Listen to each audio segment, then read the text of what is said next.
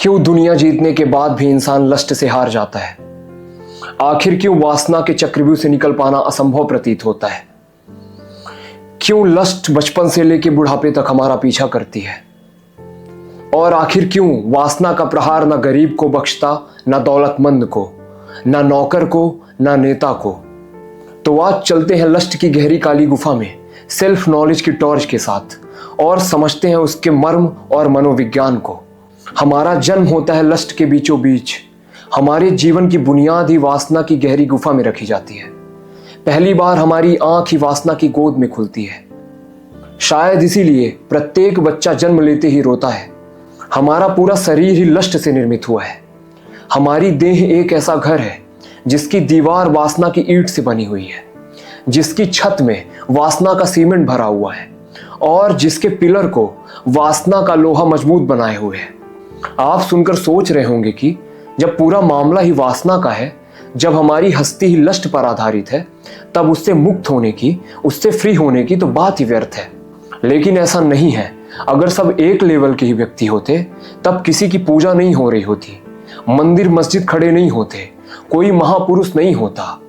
ये सब सबूत है कि कुछ ऐसा है जो लस्ट से बहुत आगे का है, जो लस्ट की पकड़ से बाहर का है। लस्ट का रिलेशन सिर्फ कामुकता से नहीं है, बल्कि प्रत्येक सेंसेस से है, जो हमें अपने लूप में फांस लेती है और हमें ऐसा गुलाम बनाती है जो कहीं भी रहे लौटता उसी लस्ट की कोठरी में ही है। एक आदमी बहुत बड़ा पेटू था, दिन रात खाने पीने के बारे में ही सोचता था। स्वादिष्ट पकवान उसके सपनों में आते थे। वो 100 किलो का हो गया था।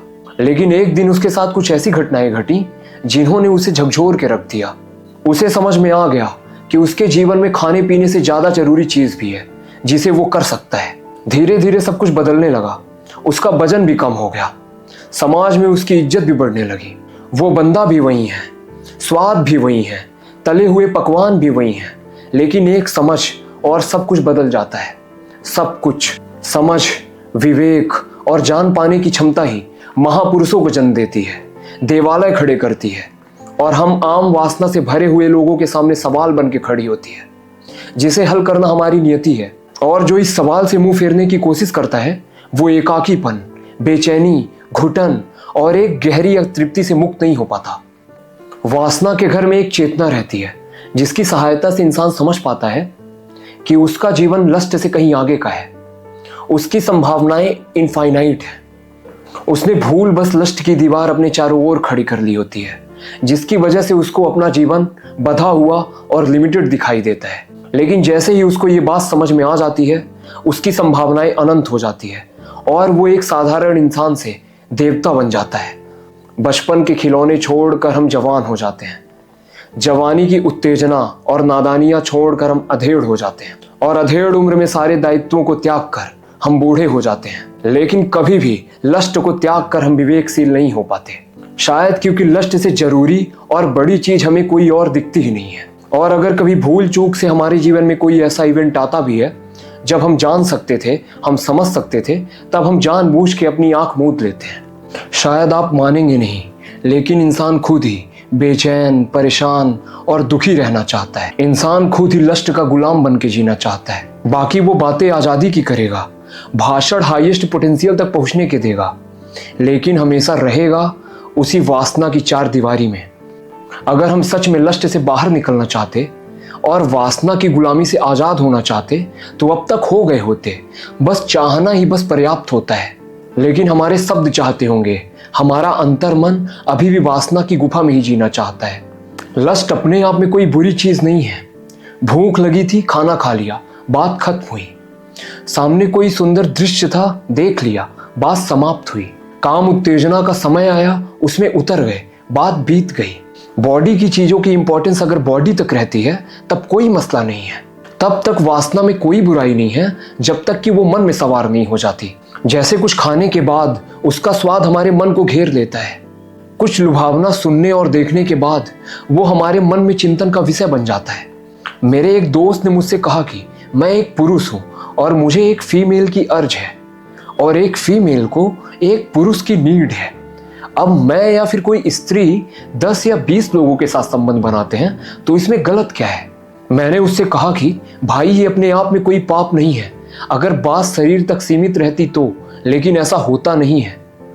हम जिससे भी संबंध बनाते हैं वो अंतिम सांस तक हमारा पीछा करते हैं, यादें बन के। बात तो एक रात की होती है, लेकिन उस रात के दाग हमारे मन की गहराइयों में कहीं छप जाते हैं, जो जीवन भर हमें नोचते रहते हैं।